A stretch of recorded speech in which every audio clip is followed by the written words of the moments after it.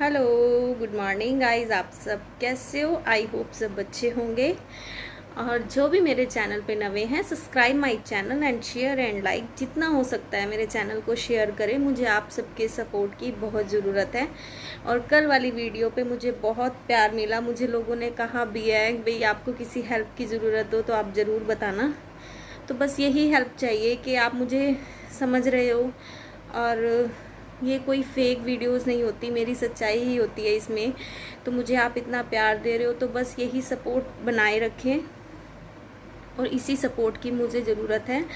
और जो आज की बात है वो भी मेरी ही लाइफ से रिलेटेड है, जो मैं आपको बताऊंगी कि मेरे हस्बैंड क्यों नहीं मेरे साथ लॉन्ग टाइम रह सके। ऐसी क्या चीज़ आई हमारे में जो वो मुझसे उनको लेकर चली गई। तो प्लीज़ वीडियो में फुल बने रहना और प्लीज़ शेयर करना मेरी वीडियो को जितना हो सकता है। इसी के साथ फुल वीडियो वॉच करना। ये मेरी छोटी गुड़िया ने कहीं जाना है तो उसके लिए मैंने एक ड्रेस ली थी। वैसे ड्रेसेस तो इसके पास बहुत पड़ी हुई हैं, हैवी लो तो डाली नहीं जाती, इसलिए मैंने ये नॉर्मल ही ड्रेस ली जो एक बारी डाले और उसके बाद घर डल जाए, ये सही रहती हैं। और ये आज सुबह की क्लिप है, इसमें मैं लगा रही थी झाड़ू। सुबह की हो रही थी क्लीनिंग। और आज हमारी छोटी मैडम स्कूल नहीं गई तो ये वीडियो वही बना रही थी। कहती मम्मा मैं वीडियो बना दूँ, मैं क्या बना दे। तो ये वीडियो वही बना रही थी। तो बस इसी के साथ आप मेरी फुल वीडियो वॉच करना। और ये देखो ये दिखा रही है। बस सुबह सुबह काम हो जाए तो अच्छा रहता है, नहीं तो फिर सारे दिन लगे रहो, कोई फ़ायदा नहीं होता। तो इसीलिए सुबह सुबह निपटा लिया।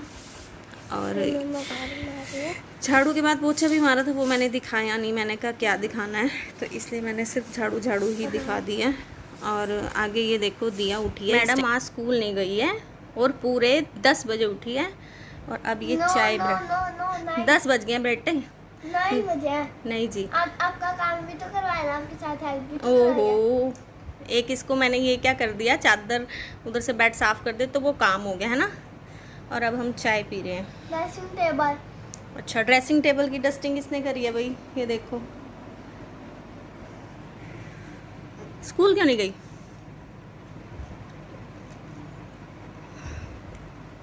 बता। वीडियो नहीं पहले 10 वीडियो थी 10। मेरे हस्बैंड को 2008 से शुगर हो गई थी। शुगर स्टार्ट हुई उससे उनका जो पैनक्रियास सिस्टम है, मतलब वो 2008 से लेके 11 तक तो वो सही थे। 11 के बाद बिल्कुल ख़राब होना शुरू हो गए।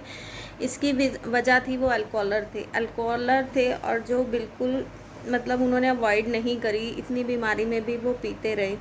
मैंने बहुत कोशिश करी उनको समझाने की। 82 केजी के थे जो एंड में 34 केजी के रह गए थे। आप हिसाब लगाओ, यहाँ तक उन्होंने वेट लॉस मतलब कर लिया था, सिर्फ शुगर की वजह से और एक अल्कोहल की वजह से। वो अपने आप को मतलब ये ऐसी उन्होंने अपने अंदर एक नशा समझ लो, जो भी समझ लो, रख रखा था, वो छोड़ते नहीं थे। और मैंने भी ऐसी कोई डॉक्टर नहीं है, ऐसा कुछ काम नहीं जो ना किया हो। डॉक्टर भी किया, पंडितों से भी पूछा, सब कुछ किया। अपनी लाइफ में जितनी कोशिश हो सकती थी मैंने करी।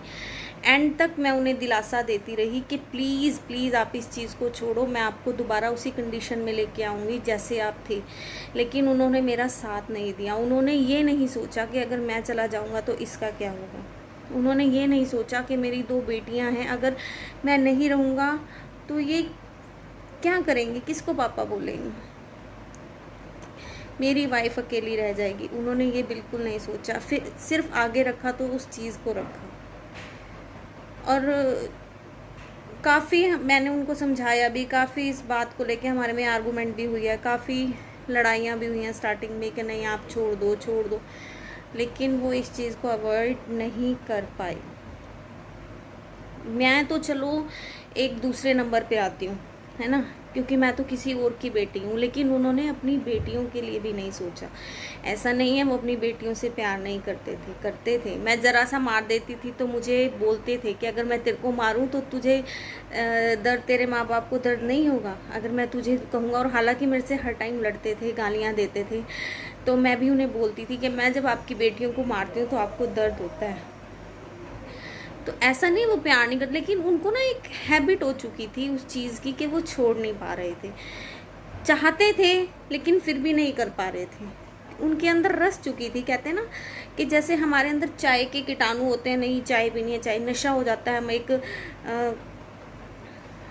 नशे, चाय भी जैसे हमें नशा हो जाता है वैसे ही उन चीज़ को, मतलब जिस टाइम शाम होनी उनको ना जैसे अंदर के कीड़े उठने, नहीं अब तो पीनी ही है, अब तो ये नहीं है। कोशिश नहीं करते थे, करते भी थे, लेकिन वो चीज़ वो अवॉइड कर नहीं पाए, छोड़ नहीं पाए बिल्कुल भी। और हमें लवारिस करके चले गए, मुझे लवारिस करके चले गए, अपनी बेटियों को करके चले गए।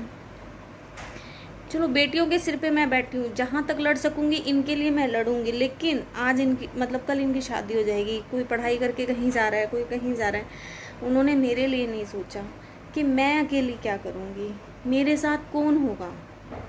आज के टाइम में मैं ये नहीं कह रही मेरी फैमिली, कोई भी ऐसी विडो लेडी होगी वो उनके साथ सब यही होगा कि उनके साथ इस टाइम जैसे अब मैं हूँ, जैसे मेरे साथ किसी का साथ नहीं है, उनके साथ भी नहीं होगा, वो अकेली रह जाती हैं। और सामने वाले तो ये बोलते हैं हाँ ये जी रही है, लेकिन ये नहीं पता अंदर कितने दर्द लेके बैठी है, अंदर कितने दर्द लेके। हर A to Z जिम्मेवारी मेरे पे आई हुई है, A to Z। कहाँ बच्चों को पढ़ाना है, कैसे करूँगी, क्या करूँगी, आगे कैसे होगा, कैसे इनकी शादियाँ होंगी, ये सब मेरे अंदर हर टाइम चलता रहता है। मैं इनको मतलब मैं बहुत कई बारी ना मैं रो पड़ती हूँ, किसी को दर्द बता नहीं सकती हूँ, किसी को कह नहीं सकती हूँ। अगर कहती हूँ तो उनको यही होता है आगे पीछे तो ये ठीक रहती है, उनको ना ये चीज़ें हमारी ड्रामे लगती हैं, लेकिन ये रियलिटी है, ये मेरी लाइफ का एक रियल पार्ट है कि मैं हर टाइम मेरे दिमाग में यही चलता रहता है मेरे बच्चों का क्या होगा। हालांकि होता वही है जो किस्मत में हो, मेरी किस्मत में ये थे, आकर चले गए, किस्मत थी ना ये भी। और मैं आपको सच बताऊं, इस रिश्ते के लिए मेरी माँ बिल्कुल तैयार नहीं थी, लेकिन वो ये ना किस्मत में थे तो मिल गए। तो हर टाइम ये ज़िंदगी की सच्चाई है, मैं यही सोचती रहती हूँ अपने बच्चों के लिए कि क्या होगा इनका। मैं अपना नहीं, मैं 1% अपना नहीं सोचती कि मेरा क्या होगा, मैं यही सोचती हूँ कि ये अपनी लाइफ में सक्सेस हो जाएं, पढ़ जाएं। लेकिन जब मैं खाली बैठी होती हूँ ना तो यही सोचती हूँ अगर ये भी चली गई तो मेरी लाइफ तो बिल्कुल खाली हो गई ना, मेरा जो जीना है वो तो बिल्कुल बेकार गया। और मेरी ना एक ही ख्वाहिश थी, मैं आपको ख्वाहिश बताती हूँ, अपने हस्बैंड को बोलती थी मेरी ना बड़ी ख्वाहिश है जब मैं मरूँ ना, मैं मतलब सुहागन मरूँ। मतलब भगवान से मेरी एक वो थी, और मैं इनको बोलती थी मैं कि जब मैं मरूंगी ना आप ना रोना मत, कोई मत रोना, सिर्फ डीजे चलाना। कहते तू मर तो सही, मैं तो पूरे गांव में पार्टी दूंगा। तो ऐसे मजाक करते थे मेरे साथ, लेकिन ये नहीं पता था कि ये मेरा साथ छोड़ जाएंगे। और ये हर एक लेडीज़ की कहानी होगी, बस कोई कहने की हिम्मत रखता है, कोई नहीं रखता, और मैं रखती हूँ। ठीक है, जो देखते हैं देखते हैं, और ये real part of my life है जो मैं आपको बताती हूँ, और कुछ नहीं है। एक हंसना खाना घूमना अलग है, और एक हमेशा दिमाग में बातें चलना वो अलग है। तो प्लीज़ कमेंट में बताना कि हर लेडीज़ के दिल में यही ज़रूर चलता होगा। और please support my channel and share. Bye bye.